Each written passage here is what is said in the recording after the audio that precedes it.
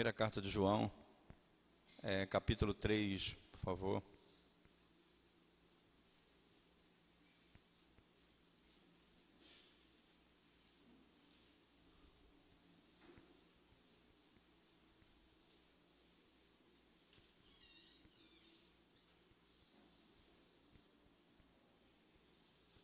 A partir do verso 1.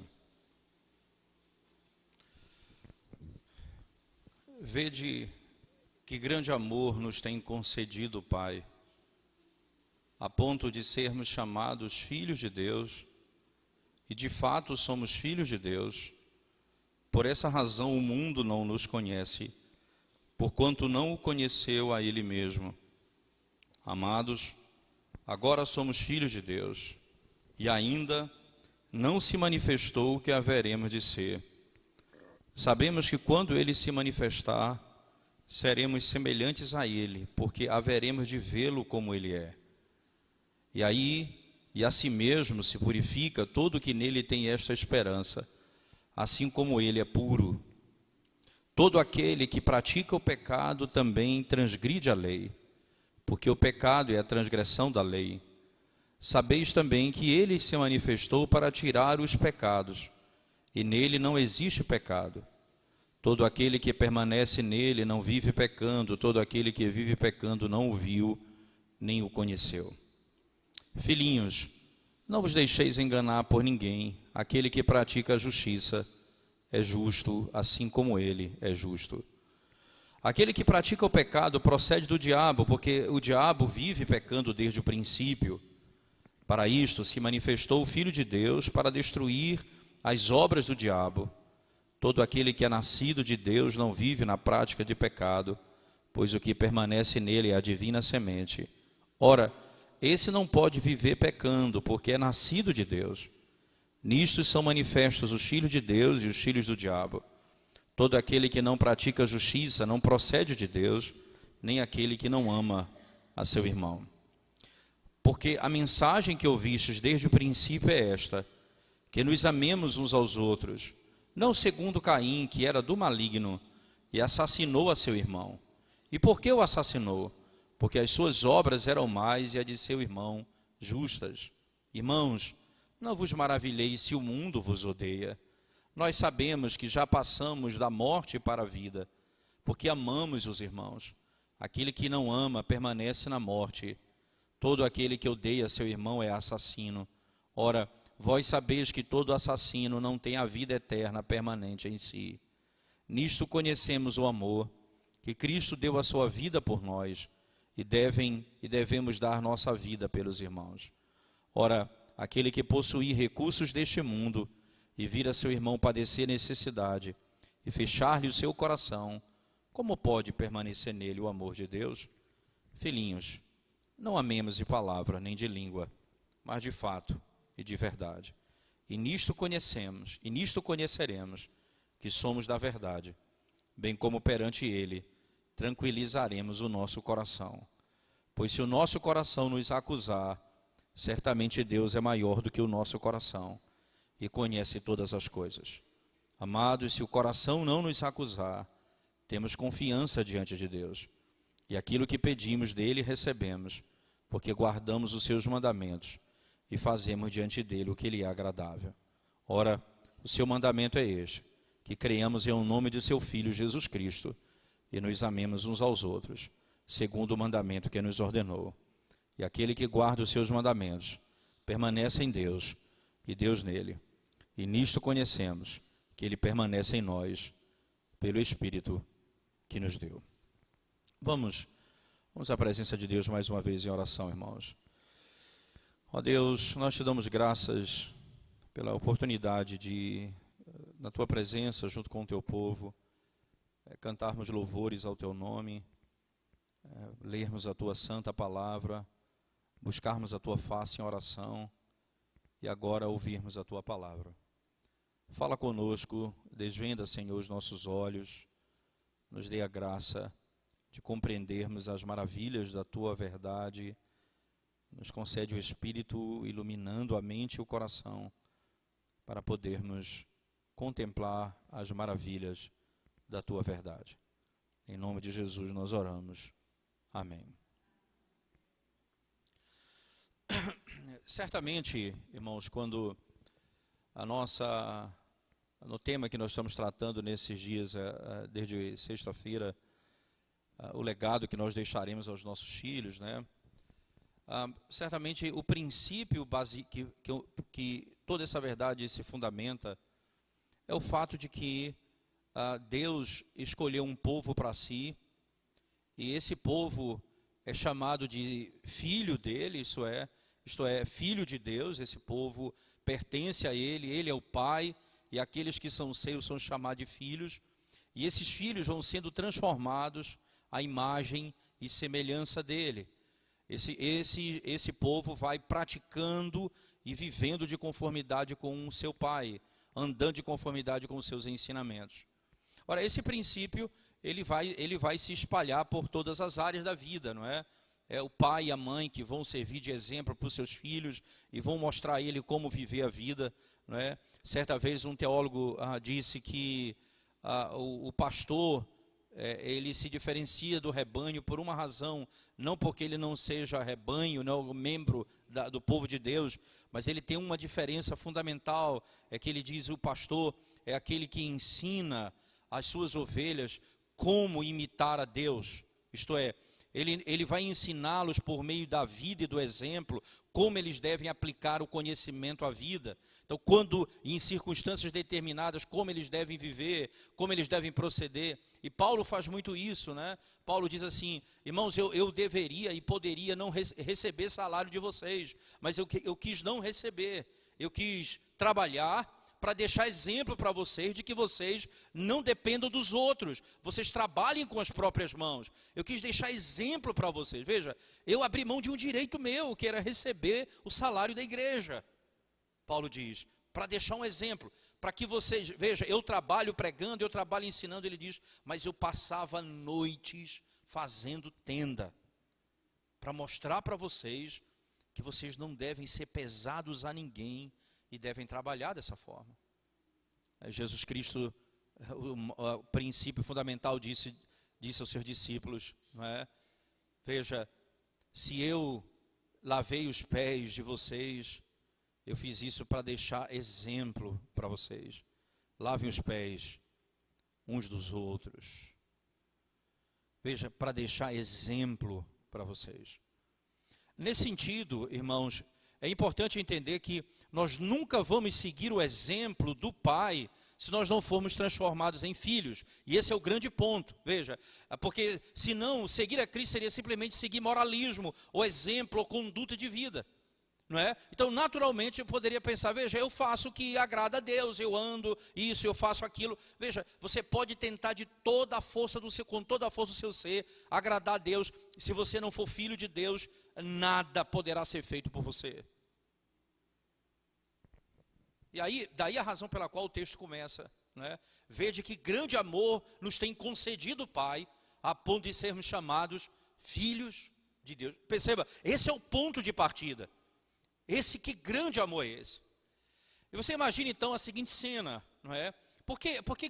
Vede com que grande amor Deus nos amou. E aí você vai entender, não é? João nos descrevendo como pecadores, mortos, inimigos de Deus, sendo sido transformados em filhos de Deus. O próprio João no Evangelho vai dizer, ele veio porque era seus e os seus não o receberam, mas todos quantos o receberam foi-lhes dado o poder de serem feitos filhos de Deus. O texto de João então nos ensina algo bem interessante. Imagina que há uma mudança de cena aqui muito clara.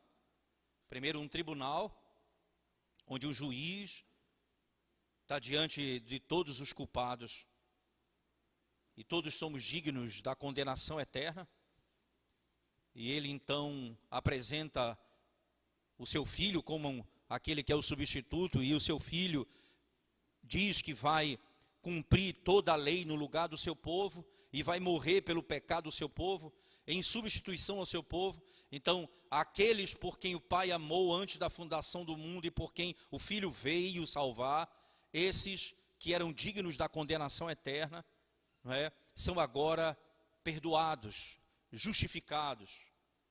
naquele momento, naquele tribunal de terror, mas que se torna em grande maravilha.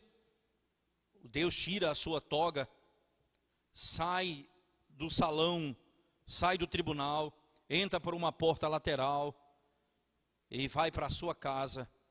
E aquele que era condenado e agora não é mais, sai do tribunal e pela porta ele entra e é recebido em casa como filho. Veja, aquele que seria condenado eternamente foi feito filho de Deus. Vede com que grande amor Deus nos amou, a ponto de sermos chamados filhos de Deus. E essa é exatamente a grande manifestação. Veja, porque Deus amou o mundo de tal maneira, isso é uma verdade inequívoca, mas você precisa entender, irmãos, esse é o grande amor de Deus. João está dizendo, vede com que grande amor Ele nos amou. Nós que éramos pecadores, inimigos, fracos, praticantes do mal, aborrecedores, e éramos aqueles que quebravam a lei de Deus e andavam contrário aos seus ensinamentos, fomos transformados por meio da graça do Evangelho em filhos de Deus. Tendo isso acontecido conosco, esse cenário tendo mudado de um tribunal para uma casa, e aqueles condenados agora absolvidos pelo Filho e pelo sacrifício do Filho, são recebidos em casa agora, numa família, e Deus diz, esses são os meus filhos, vocês foram chamados meus filhos. É importante sempre entender isso, irmãos. Deus só tem um filho por natureza, o nome dele é Cristo, a segunda pessoa da Trindade. E todos os filhos que ele tem são filhos em Cristo, e é o que se chama filhos por adoção. Foi nos dado o espírito de adoção, pela qual nós clamamos, Abba, Pai. Então nós somos adotados em Cristo Jesus. Não é? Nós somos adotados em Cristo Jesus. Somos feitos filhos de Deus. E o que isso significa? Que nós vamos ser transformados à imagem dele. Nós vamos parecer com o nosso Pai. Isso é uma imagem interessante, porque a gente brinca quando vai visitar uma família que acabou de ter neném, por exemplo, costumeiramente a gente vai no hospital, né? Então a mãe deu à luz a um filho, por exemplo, na igreja, recentemente a mãe deu à luz, uma senhora da nossa igreja deu à luz a um filho, e era 10h30 da noite, eu fui lá visitar e orar com eles, mais ou menos 10h30 da noite. Eu só sei que quando você sempre tem aquela brincadeira, né, no final, e diz assim, parece com quem, não é? Aí diz assim, não, parece com o pai. E diz, o importante é que a criança tem saúde, não é? O importante é a saúde da criança, não é com quem ele parece. A gente sempre pensa com quem ele parece, porque ele vai parecer ou fisicamente, ou ele vai ter alguns aspectos da vida relacionados à família. Não é? Característica de personalidade, não é? Umas condutas interessantes, coisa que ele vai aprendendo em casa. Mas, com o tempo, não é só a aparência física que vai sendo cada vez mais destacada um e outro, mas eles refletem a nossa maneira de viver. Eles refletem a nossa conduta, a nossa maneira de tratar os problemas, de lidar com a vida. Os nossos filhos vão cada vez mais parecendo conosco. E às vezes, irmãos, não é, quando nós percebemos os nossos filhos, não é, fazendo aquilo que não agrada a Deus, o que você tem que discipliná-los e exortá-los, mas eles são um presente de Deus para nós, para mostrar para nós também como nós temos agido assim com o nosso Pai Celestial e como nós temos quebrado a lei de Deus. Daí você vai agir com equilíbrio, você vai disciplinar o seu filho pelo pecado que ele cometeu, mas ele vai servir para você de espelho, para você perceber como em muitas áreas da sua vida você tem feito a mesma coisa com o seu próprio Pai, que é Deus. A gente sempre diz assim, né, para os jovens que vão casar, quando você procurar uma moça para casar, a primeira coisa, veja como ela trata os pais dela, porque assim como ela trata os pais, ela vai lhe tratar também. Veja como esse rapaz trata os pais dele, como é que ele lida com os pais, que respeito ele tem pelo pai e pela mãe. Porque assim como ele desrespeita o pai e a mãe, ele vai te desrespeitar também. É só uma questão de tempo. Porque nós vamos refletir a nossa própria realidade. Ora, Deus transformou inimigos em filhos. Não foi só em amigos, não, foi em filhos. E fez isso por meio da obra da redenção. Nós já somos filhos de Deus. É interessante que João vai usar a linguagem que se usa costumeiramente em teologia para descrever o período neotestamentário, que é o já, quer dizer, aquilo que você já recebeu em Cristo, e o ainda não, aquilo que já, mas ainda não na plenitude, foi completamente recebido. Então, por exemplo, veja a linguagem de João no verso 1 e 2, ele diz assim: vede que grande amor nos tem concedido o Pai, a ponto de sermos chamados filhos de Deus, e de fato somos filhos de Deus. Por essa razão o mundo não nos conhece, porquanto não o conheceu a Ele mesmo. Amados, agora nós somos filhos de Deus. Veja, nós já somos filhos de Deus. Nós não seremos, não, nós já somos filhos de Deus. Mas ainda não se manifestou o que haveremos de ser. Veja, já e ainda não.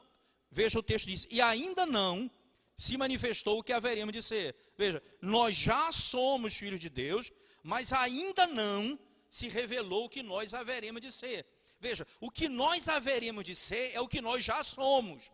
Isso aqui é um ponto importante. É baseado no que nós já somos. Isso é fantástico, porque costumeiramente quando se fala em santificação de vida, ou santidade de vida, as pessoas sempre pensam que Deus vai nos transformar em alguém melhor do que nós já somos. Então, eu estava numa banca de TCC lá do seminário, e um texto, um aluno muito bom escreveu sobre santificação, mas eu fiquei com aquela impressão, qual o limite disso, dessa santificação? Nós somos espíritas, por exemplo, que é ad infinito, nós vamos sendo melhorado. Qual é o alvo nosso? Você entende? Nós não vamos sendo transformados cada dia, vamos melhor. E o melhor até onde?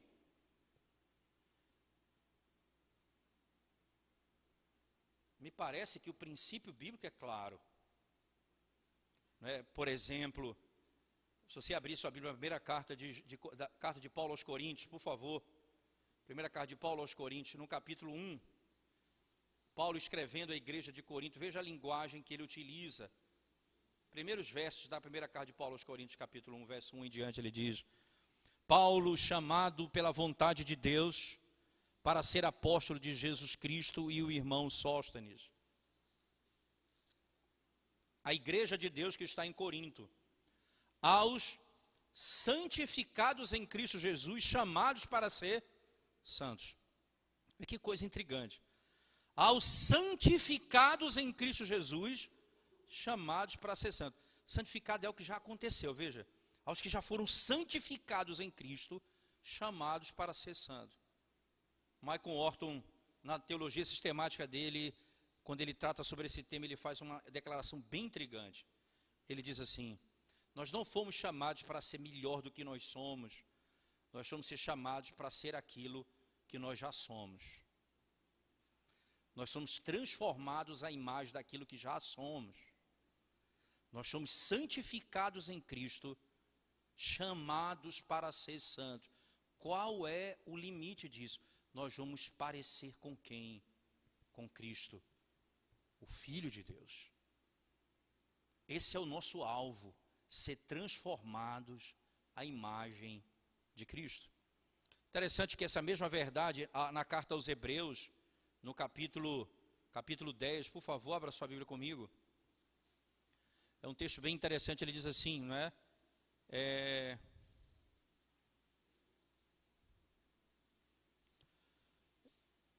Verso 14, 10, 14.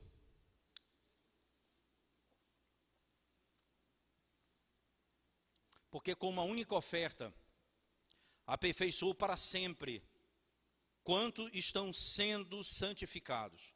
Veja, com uma única oferta, ele aperfeiçoou para sempre, isto é, a obra já está perfeita, nós já fomos aperfeiçoados plenamente. Quem são os que já foram aperfeiçoados? Os que estão sendo santificados. Você não é, veja, o que você vai ser, o que você já é. Isso é interessante, você vai ser o que você já é. Por isso, não pense você que é possível você ser alguma coisa a mais do que filho de Deus. Você é filho de Deus, e por ser filho de Deus, você vai ser transformado à imagem do Filho de Deus. Esse conceito aqui é: amados, agora somos filhos de Deus. Quer dizer, 1 João 3 de novo, verso 2. Agora somos filhos de Deus, e ainda não se manifestou o que haveremos de ser. O que haveremos de ser. E o que é que nós haveremos de ser?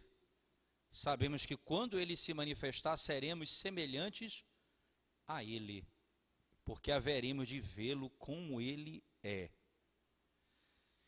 E aqui nós precisamos entrar em alguns detalhes que são importantes, porque aqui começa a confusão em muitas áreas da teologia. Por exemplo, alguns acreditam que nós seremos deuses. Nós seremos deuses. Lembre-se que se essa lógica é verdadeira, a serpente então falou a verdade no Éden, quando disse: vocês serão iguais a Deus. Você entende que a serpente, ela mente porque ela distorce a verdade. Não é porque ela cria algo que não existe. Ela pega uma verdade e distorce. Eles seriam iguais a Deus, mas não para ser Deus, porque só há um Deus. Mas eles iriam refletir Deus no conhecimento, na santidade e na justiça. No conhecimento, na santidade e na justiça. Nós não seríamos deuses no sentido de que haveria uma multidão de deuses, porque só há um Deus, só Ele é autônomo, Ele é autossuficiente. Nós somos criaturas, como poderíamos ser deuses? Mas perceba que a lógica da Escritura diz: nós seremos semelhantes a Ele. Você entende? Lá no próprio texto de Gênesis, o texto diz assim: eles se tornaram como um de nós, conhecedores do bem e do mal. Aí as pessoas vão dizer: ali Deus está tratando com ironia do que aconteceu. Eu não penso que é ironia. O que Deus está dizendo era propósito meu, sim, fazê-los conhecedores do bem e do mal. Assim como nós, que conhecemos o bem e o mal, sem nunca termos praticado o mal. Eles conhecem o bem e o mal, porque tocaram a mão no mal. Por isso tem de se apartar da minha presença. Eles seriam conhecedores. Ora, Deus conhece todas as coisas, mas Deus nunca cometeu pecado. Nós seríamos feitos assim. Foi assim. Esse era o propósito de Deus para o homem. Nós seríamos semelhantes a Ele. Ele nos fez a sua imagem e semelhança. Veja que coisa interessante. E era esse o propósito de Deus.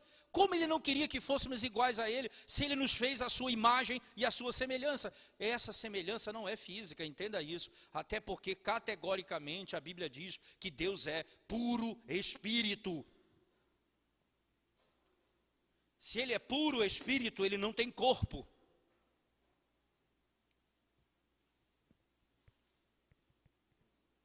É essa a grande lógica da não prática da idolatria no Antigo Testamento.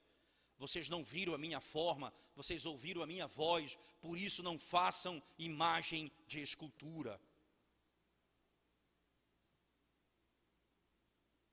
Dessa maneira, Deus fez o homem com esse propósito. Só que Satanás vai querer fazer exatamente o caminho inverso. Essa é a lógica da tentação.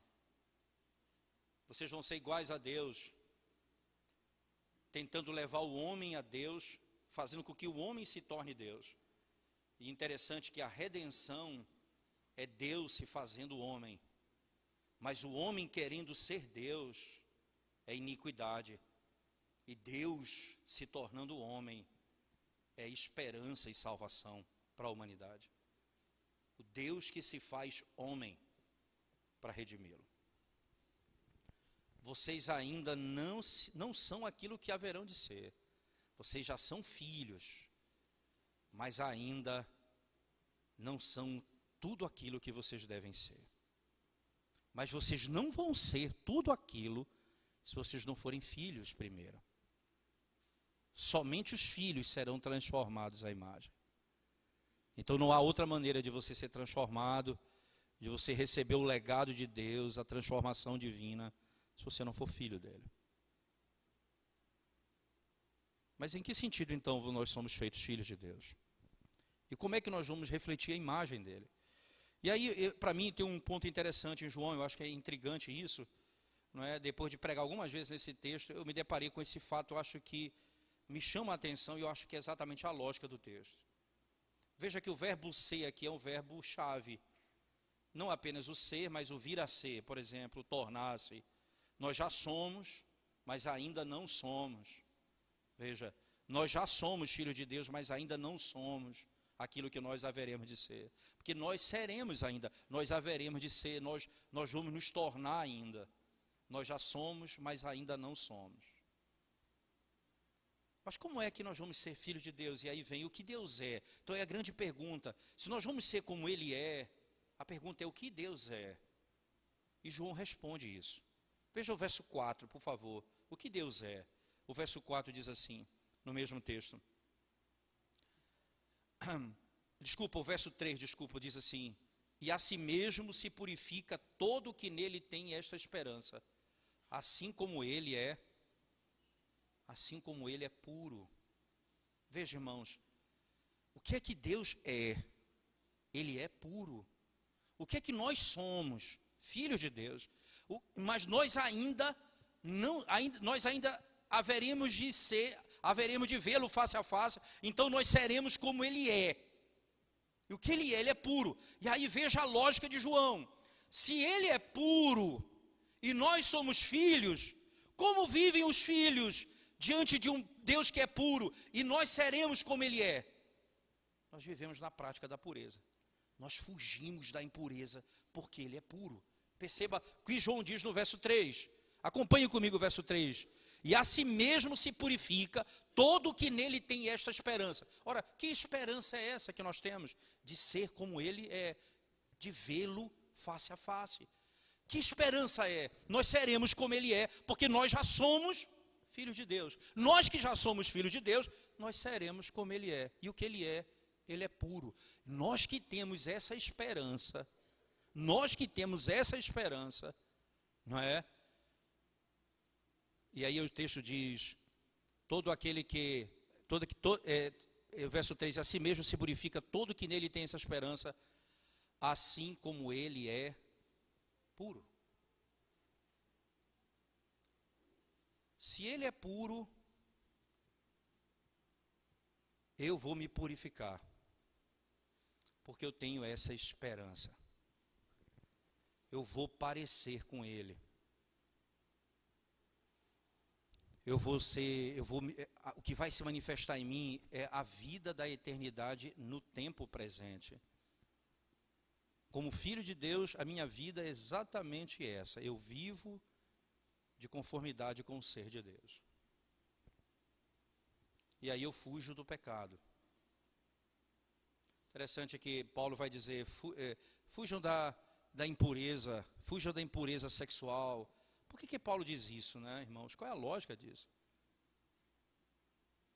Cuidado com o que veja o que é que você vê na televisão, o que é que você assiste, as revistas que você vê, o tempo que você gasta com coisas impuras, o que é que você lê. Porque se você vai ser como ele é, e ele é puro, todo aquele que é filho vai ser como ele é, e nós nos purificaremos assim como ele é puro. Nós vamos ser transformados à imagem dele. esse povo que é filho dele anda de conformidade com aquilo que o Pai é. E nós refletimos Deus nesse mundo. O modo como ele lida com o pecado, como ele está longe do pecado.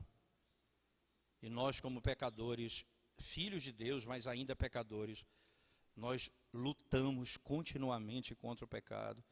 E veja, de uma vez por todas, ele, por um só sacrifício, ele aperfeiçoou para sempre os que estão sendo santificados, isto é, os que estão sendo purificados.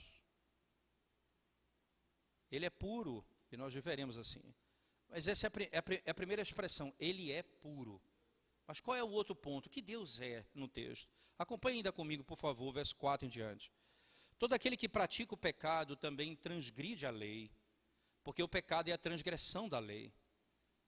Sabeis também que ele se manifestou para tirar os pecados, e nele não existe pecado. E veja, e esse é o grande ponto, irmãos. Nele não existe pecado. Não é que ele não peca, não existe pecado nele, não é? Não é que nós praticamos pecado, não é esse o nosso problema. Nosso problema é que nós somos pecadores. E no ser de Deus não existe pecado no ser dele. Ele é santíssimo no seu ser. É por isso que a maravilha de transformar pecadores em filhos dele, para que esses pecadores que são filhos dele possam refleti-lo aqui na terra, porque vivem aqui na terra como ele é e como nós seremos nele. Não vive na prática do pecado, não transgride a lei. Todo aquele que permanece nele não vive pecando. Todo aquele que vive pecando não o viu nem o conheceu. Filhinhos, não vos deixeis enganar por ninguém. Aquele que pratica a justiça é o quê? É justo, assim como ele é. E aqui de novo o verbo ser. Veja, o que é que ele é? Ele é justo. No verso 3 ele diz, ele é puro. No verso 7 diz, ele é justo. Veja o que João está nos ensinando. Nós já somos, mas ainda não se manifestou o que haveremos de ser. Porque nós seremos como ele é. Aí ele passa a dizer o que Deus é. Ele é puro, nós nos purificamos. Ele é justo, nós praticamos a justiça. Nós somos transformados assim. E o que é exatamente praticar a justiça? O texto vai explicar um pouco, ele diz assim no verso 8, aquele que pratica o pecado procede do diabo, porque o diabo vive pecando desde o princípio. Para isso se manifestou o Filho de Deus, para destruir as obras do diabo. É interessante, irmãos, porque interessante porque as obras do diabo é a prática do pecado. Os filhos de Deus, que ainda são pecadores, mas não são mais escravos do pecado, esses estão sendo transformados à imagem do seu Pai. Ele é puro, João diz, eles vão ser purificados. Ele é justo, eles vão se apartar do pecado. Eles vão se apartar do pecado. Ele veio para destruir as obras do diabo.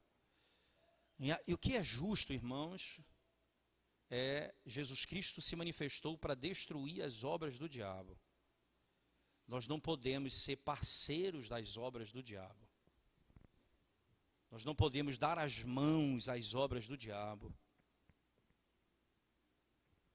Nós não podemos ser mundanos, secularizados, pensando no mundo como pensam aqueles que não conhecem a Deus, criando os filhos como aqueles que não conhecem a Deus, pensando sobre educação como aqueles que não conhecem a Deus, pensando em política como aqueles que não conhecem a Deus.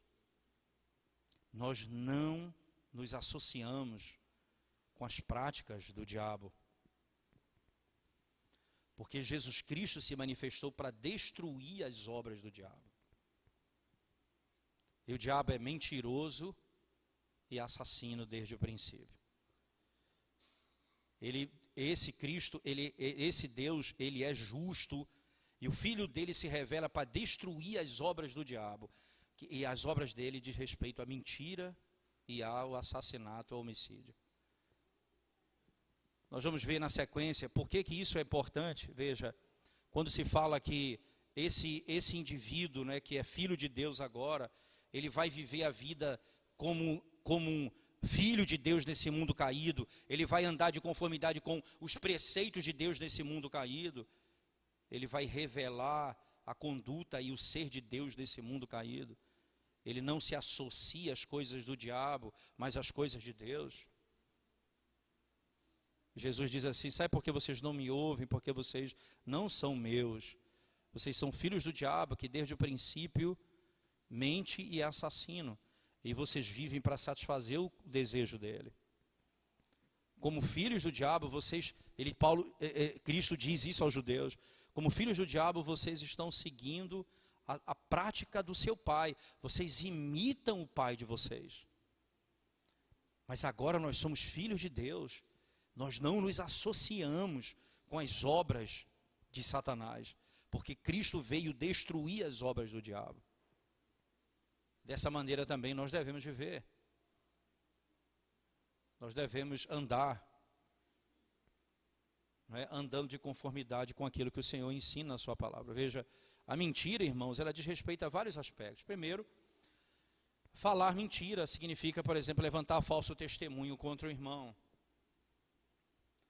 Mas o princípio do falso testemunho não é simplesmente a mentira, é não preservar a boa imagem do outro, isto é não preservar o bom nome do outro. Às vezes você quebra um mandamento, mesmo falando a verdade. Quando você sabe, por exemplo, que o seu irmão cometeu um pecado, e você vai contar a alguém que não tem nada a ver com o assunto, apenas com a intenção de fofocar sobre o pecado do irmão, e você diz: olha, eu vi fulano fazendo isso, isso e isso, e você não vai falar a quem de direito, a quem pode ajudá-lo e a quem pode socorrê-lo, e você comenta com outras pessoas. O que é que você está dizendo? Você está destruindo o nome dele. Você não apenas peca falando, não é porque você não fala a verdade, quando você fala a verdade com a intenção de destruir o nome do outro, o bom nome do outro. A mentira, irmãos, ela tem vários aspectos, e o principal delas diz respeito à doutrina. Quando falsos ensinamentos são trazidos à igreja, quando falsos líderes pronunciam falsos ensinamentos, e as pessoas estão amarradas a ensinamentos que levam à destruição da sua alma, as pessoas se submetem à mentira, né? Aí você pergunta: por que nessas igrejas que se ensina apenas o bem-estar temporal, só se ensina a riqueza nessa vida, a saúde perfeita nessa terra? Por que tanta gente, tantas pessoas estão ali? E a gente sempre com o coração querendo ser bom diz assim: mas eu sei que lá tem muita gente crente. Elas estão ali porque elas amam o dinheiro. Elas estão ali porque elas amam essa terra, não é porque elas amam a Deus, porque senão elas iriam ouvir outra verdade. As minhas ovelhas ouvem a minha voz e me seguem. Se elas seguem o falso ensinamento, porque elas são filhas do diabo e seguem o seu pai. Filhinhos, ainda não se manifestou o que vocês hão de ser, mas vocês já são filhos de Deus. E assim como Ele é puro, vocês vão se purificar.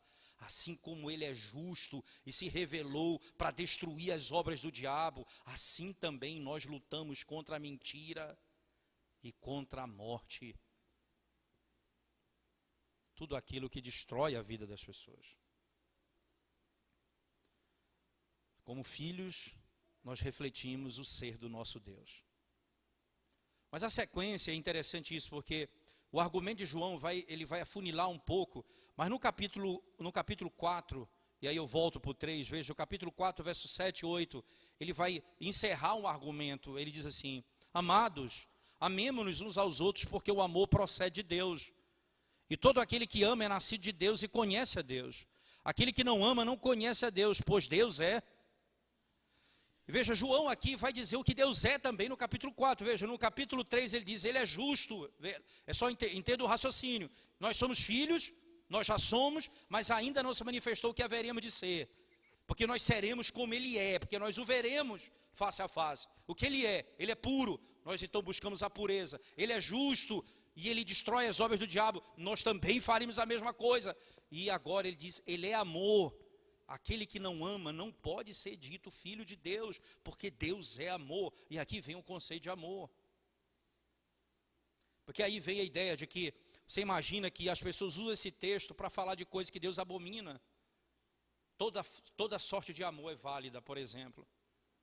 Veja, Deus é amor, a pessoa diz assim, o que adianta? Não importa se é homem com homem, mulher com mulher, o importante é que Deus é amor. É um texto mal utilizado. Porque primeiro, uma verdade do ser de Deus não destrói outra verdade do ser de Deus. Elas são completamente harmonizadas. Se ele é puro, como pode esse amor ser o amor que ele está se referindo?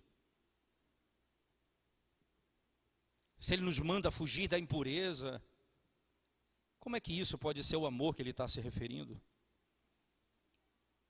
Que amor é esse?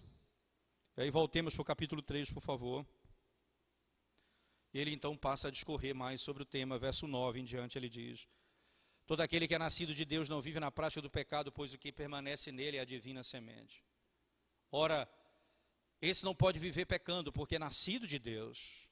Nisto são manifestos os filhos de Deus e os filhos do diabo. Todo aquele que não pratica a justiça não procede de Deus, nem aquele que não ama a seu irmão.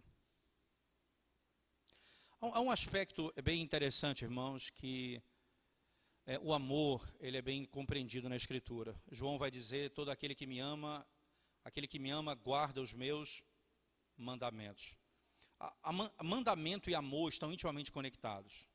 Quando pede para Cristo resumir as duas tábuas da lei, ele cita Deuteronômio que fala exatamente isso: amarás ao Senhor teu Deus de todo o teu coração, de toda a tua força, teu entendimento, e ao teu próximo como a ti mesmo. Veja, a primeira tábua da lei é amar a Deus, a segunda tábua da lei é amar ao próximo. Veja, lei e amor estão intimamente ligados, não são contrários, não se contradizem. Então, quando ele diz que nós devemos amar, ele não está dizendo para nós abandonarmos a obediência à lei de Deus. Nós vamos mostrar que amamos a Deus quando amamos a sua lei. Esse é o grande ponto que João está estabelecendo aqui.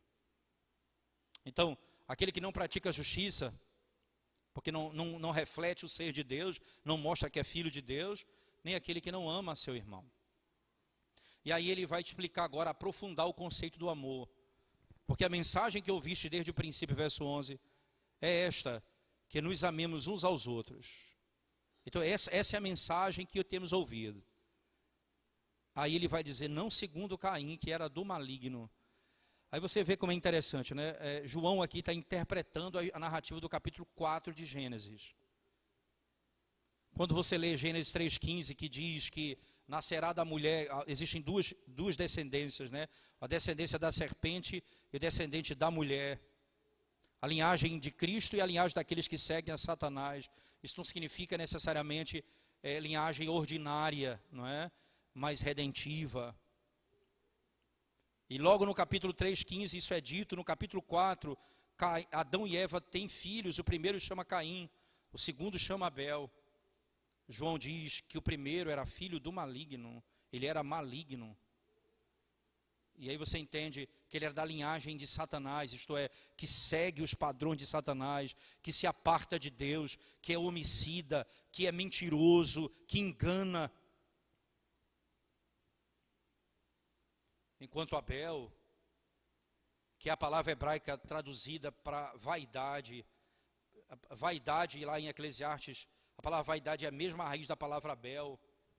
E vaidade não é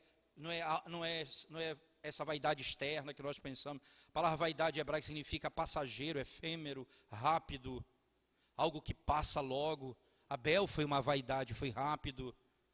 Ele só tem uma maneira de você viver nesse mundo de vaidade, é viver como Abel, que viveu todos os dias da sua vida confiando no Cordeiro. Diz Hebreus que a sua fé até hoje fala. A sua fé até hoje fala. Caim era do maligno, diz o texto, e ele assassina seu irmão, ele odeia seu irmão. E é importante pensar, veja só, a mensagem que eu vi desde o princípio é esta, que nos amemos uns aos outros, não segundo Caim, que era do maligno e assassinou a seu irmão. E por que assassinou? Porque as suas obras eram más e a de seu irmão justas. Perceba, o que ele era praticante da injustiça. O coração dele estava cheio de ódio. E é bem intrigante porque Deus diz a ele: Caim, o mal está à tua porta, o pecado está à tua porta, a te cumpre dominá-lo. Como disse Lutero, Deus não disse a Caim que ele tem poder para dominar o pecado. Ele deve dominar o pecado, mas ele não pode dominar o pecado. É o que ele deve fazer, não o que ele pode fazer. Thomas Boston, comentando esse texto, também diz assim: para que Deus salve o homem do pecado, ele se revela nos 3 ofícios de Cristo, como rei, sacerdote e profeta. Para Caim, eles são dele, mas não como sacerdote que cura a alma, nem como rei que quebra os grilhões do pecado e o arranca da destruição. Ele apenas ouviu, mas não foi liberto. Ele era filho do maligno. É isso que você deve fazer. E às vezes é assim, irmãos. No nosso meio tem isso. Você ouve o que você tem de fazer, o que você tem de crer, mas você não faz. Você não crê. Porque não é o que você pode fazer, é o que você deve fazer. É por isso que você foi feito filho de Deus. Você não se transformou em filho de Deus. Deus te fez. Deus te restaurou. Deus foi misericordioso contigo e te tornou filho dele.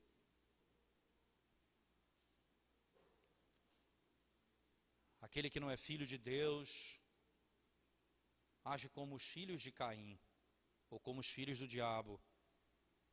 Eles odeiam o seu irmão. É interessante que João vai fazer uma ponte hermenêutica bem interessante, não é? Ele vai, daí eu sempre digo que a primeira perseguição contra a igreja de Cristo se deu quando Abel foi perseguido por Caim. Porque essa ponte João faz imediatamente no texto. Veja, depois que ele termina, o verso 12 assim, verso 12, não segundo Caim, que era do maligno e assassinou a seu irmão. E por que assassinou? Porque as suas obras eram mais a de seus irmãos justas. Irmãos, aí vem João, irmãos, não vos maravilheis se o mundo vos odeia. Aí ele já dá um pulo e diz, ora, Caim é o mundo, Abel é a igreja. Irmãos, não vos maravilheis se o mundo vos odeia. O mundo quer vos matar, assim como matou Abel, assim como matou o nosso Cristo, nosso Redentor. Ele deu a vida por nós. O sangue dele foi derramado por nós. Por isso Hebreus diz que o sangue de Cristo fala coisas superiores ao sangue de Abel.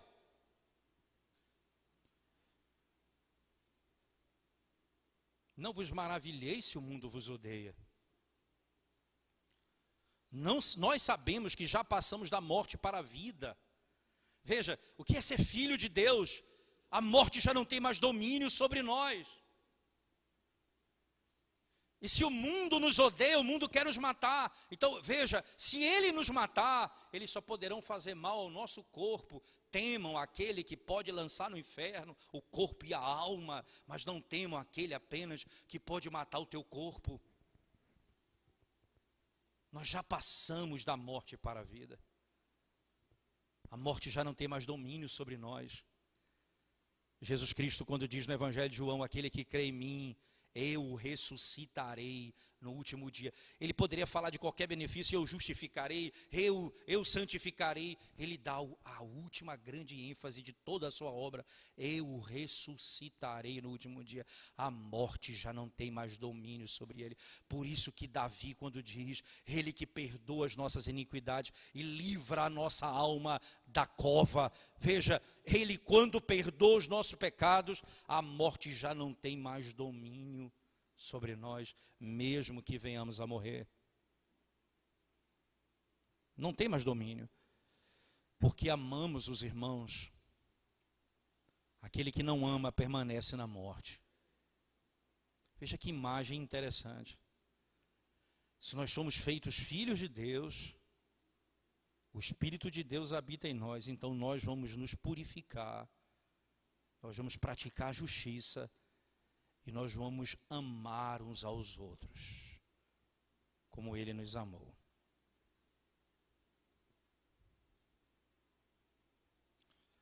Eu sei que tem uma grande ênfase na nossa sociedade, e eu sou a favor dela, em muito sentido, de que a favor de que o pai de família tenha arma, não é, em casa para se proteger. Não tem problema nenhum, acho que é até válido isso. Mas às vezes eu me perturbo um pouco quando eu vejo que essa parece ser a tônica da fé evangélica dos nossos dias. Parece que o grande papel da igreja hoje é dar uma arma para cada um. Ora, eu tenho certeza que isso seria um grande avanço para a nossa sociedade. Calvino, comentando o Evangelho de João no capítulo 18, quando os soldados prendem Jesus, ele diz que o meu reino não é desse mundo. Se fosse desse mundo, os meus discípulos vinham aqui e me tiravam daqui. Calvino, comentando esse texto, diz: quando a igreja deixa maior impressão sobre a sociedade e o mundo, não é quando ela usa armas para se defender, mas quando o sangue dos mártires são derramados. A história de Abel fala muito mais do que se ele tivesse matado Caim. O nosso Cristo fala muito mais do que se ele tivesse destruído o Império Romano. Porque um único anjo destruiu o exército assírio. Um único anjo. O que seria o Império Romano para o Criador do universo? Mas o reino dele não é desse mundo. A nossa maneira de lidar com o mundo não é apregoando violência, dizendo nós vamos ter que matar os nossos inimigos. A nossa maneira de lidar com o mundo é dizendo nós temos o direito de nos proteger, sim. Mas essa não é a última ênfase da igreja. A última ênfase da igreja é: assim como Cristo deu a vida pela igreja, nós damos a vida pelos nossos irmãos. Interessante que João, no texto que dá sequência, ele diz assim, acompanhe o texto comigo, por favor. Todo aquele que odeia seu irmão é assassino, verso 13. Ora, vós sabeis que todo assassino não tem a vida eterna permanente em si. Nisto conhecemos o amor, e aí veja o que é o amor, que Cristo deu a sua vida por nós, e devemos dar nossa vida pelos irmãos. Ora, aquele que possui recursos deste mundo, e vir a seu irmão padecer necessidade, e fechar-lhe o seu coração, como pode permanecer nele o amor de Deus? Filhinhos, não amemos de palavra nem de língua, mas de fato e de verdade. É estranho um marido que chega todo dia para a esposa e diz assim: meu amor, eu te amo tanto. Primeira oportunidade, ele falta bater nela, ele xinga, ele tem um amante. Aí de manhã cedo ele diz: ah, meu amor, como eu te amo. Que sentido é isso? O povo de Deus, irmãos, ele não tem um conceito do amor como sendo simplesmente melosidade. Não é tão bom ouvir do seu cônjuge que ela o ama e que você ama, é tão bom, mas é bem melhor você mostrar o quanto você está disposto a sair do seu conforto para cuidar dela? Como você está disposto a cuidar dela em qualquer situação ou circunstância que ela venha passar? Como você está disposto a ter os olhos nela, mesmo nos dias mais difíceis que ela possa ter? Como é segurança para ela saber disso? Imagina, irmãos, imagina, João está dizendo, não amem de palavra e de língua, mas de fato, de verdade. E ele mostra duas maneiras como isso pode acontecer. A primeira delas, irmãos, é como que você pode praticar a quebra do mandamento, não matarás. Vê que coisa interessante. Quando ele diz, nós devemos amar e não odiar, porque o ódio leva ao assassinato. Não é engraçado? Porque a base do assassinato é o ódio. Quando você odeia alguém, você vai matá-lo. E Jesus diz no Evangelho de Mateus, quando você odeia seu irmão, você já cometeu assassinato. Porque você tem um sentimento do assassinato, do homicídio. Mas ele diz outra coisa. Se você vê o seu irmão passar necessidade, e você tem recursos nesse mundo, e você não socorre a seu irmão, você mostra que não ama. Mas que coisa interessante. Assim como o Deus da glória, que sendo rico, se fez pobre, para nós que somos pobres, fôssemos feitos ricos, como a Escritura descreve. Veja que uma das ênfases do trabalho é essa, né? Aquele que furtava não furte mais, antes trabalhe, fazendo com as mãos o que é bom para socorrer o necessitado. Veja como é interessante a lógica bíblica, porque nós refletimos o nosso Senhor, o Deus de toda a glória, que olhou para sua esposa, para sua noiva, que o Pai amou antes da fundação do mundo, e deu a ele para ser a sua esposa.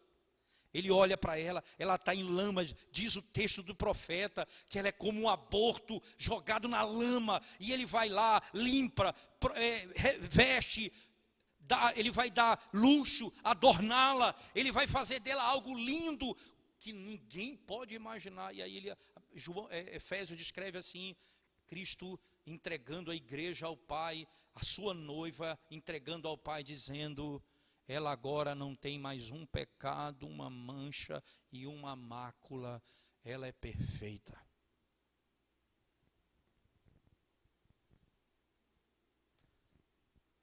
Isso precisa ser refletido nos meus negócios, da maneira como eu gasto o meu dinheiro. Aquele que ama, vê o irmão passar necessidade e socorre. Eu sempre aconselho que deve ser feito isso via igreja. Sempre é bom fazer via igreja. Então você vê um irmão passar necessidade, você chega para a junta diaconal, irmãos, e fulano está passando necessidade. Eu gostaria de ajudá-lo, eu gostaria de entregar esse dinheiro à igreja, e a igreja pudesse ajudá-lo, para que não ficasse pessoal, mas pudesse ver o amor de Deus, a igreja cuidando das suas ovelhas, em todas as suas necessidades. E é nisso que nós conheceremos que somos da verdade, bem como, verso 19, bem como perante Ele, tranquilizaremos o nosso coração. E aí, veja o verso 21, amados, se o coração não nos acusar, temos confiança diante de Deus, e aquilo que pedimos dele recebemos. Porque o que pedimos, recebemos, irmãos. Veja, não tenha dúvida que aqui não é a ideia de que tudo que pedimos Ele dá. Por quê? Porque guardamos os seus mandamentos e fazemos diante dEle o que lhe é agradável. Veja, se nós guardamos os mandamentos e fazemos o que lhe é agradável, o que é que nós pedimos? O que agrada a Deus e que está de acordo com os mandamentos dEle. Nós não pedimos aquilo que está de acordo com o nosso próprio sentimento. Porque nós somos filhos, e o que é que o filho quer? A glória do seu pai. O que é que o filho deseja? A glória e a honra do seu pai. O que é que nós pedimos ao nosso Pai? Nós não queremos nada, Senhor, nos faça viver uma vida de impureza. Nós não queremos nada que nos assemelhe às práticas de Satanás, de injustiça nesse mundo. Nós não queremos nada, Senhor, que não seja para socorrer os nossos irmãos, para servir a Tua igreja, não apenas para esbanjarmos em riqueza nesse mundo, mas para servirmos ao Senhor. O que eu te peço tem esses 3 objetivos tão claros. Por isso, tudo que eu peço, o Senhor dá. Porque o que eu quero é simplesmente dizer ao mundo que eu sou teu filho e que, como filho, nesse mundo caído, e eu ainda nesse mundo caído, pela graça do teu Espírito, pelo socorro do Senhor, eu busco viver de conformidade com o que o meu Pai vive. E aí encerra a narrativa dizendo, por favor, acompanhe comigo. E aquilo que pedimos dele recebemos, porque guardamos os seus mandamentos e fazemos diante dele o que lhe é agradável. Ora, o seu mandamento é este. Que mandamento é esse, irmãos? Que creiamos em nome do seu Filho, Jesus Cristo, e nos amemos uns aos outros, segundo o mandamento que nos ordenou. Preste atenção nisso. Esse é o mandamento que ele nos dá. Creia em Jesus Cristo. É a única maneira de você ser feito filho de Deus. E nos amemos uns aos outros. Assim como o Pai ama o Filho, assim como o Filho ama o Espírito, e como o Espírito ama o Pai e o Filho, como a Trindade vive um amor, e essa lógica extraordinária, assim os filhos devem viver com o seu Pai. Nós amamos uns aos outros. Ele continua encerrando. Agora o seu mandamento é este, que creiamos em nome do seu Filho, Jesus Cristo, e nos amemos uns aos outros, segundo o mandamento que nos ordenou. E aquele que guarda os seus mandamentos, permanece em Deus, e Deus nele. E nisto conhecemos que ele permanece em nós, pelo Espírito que nos deu. O Espírito que produz fé, o Espírito que revela Cristo a nós, e o Espírito que forma Cristo dentro de nós. Por isso sabemos que o Espírito está em nós, porque nós cremos no nome do Filho, e porque nós somos transformados à imagem do seu Filho, porque nós seremos exatamente como Ele é. E o que Ele é? Segundo João, puro, justo, e Ele é amor. Assim, então, nós devemos imitar o nosso Pai. Vamos à presença de Deus em oração mais uma vez, irmãos. Ó Deus, nós te damos graças pelo privilégio de podermos refletir e pensar em verdades tão preciosas como essas. Rogando ao Senhor que nos abençoe, nos ajude, ó Deus, na nossa caminhada. Nós que somos teus filhos, Senhor, nós possamos, de maneira preciosa, cada dia refletir a imagem do Senhor em nós. E cada dia viver de conformidade com o teu ser. Por isso pedimos, ó Espírito de Deus, cada dia imprime em nós, cada dia transforma-nos, cada dia molda-nos a imagem do Filho de Deus, para que, sendo cada dia parecido com Ele, possamos glorificar o nosso Pai que está nos céus. Em nome de Jesus nós oramos. Amém.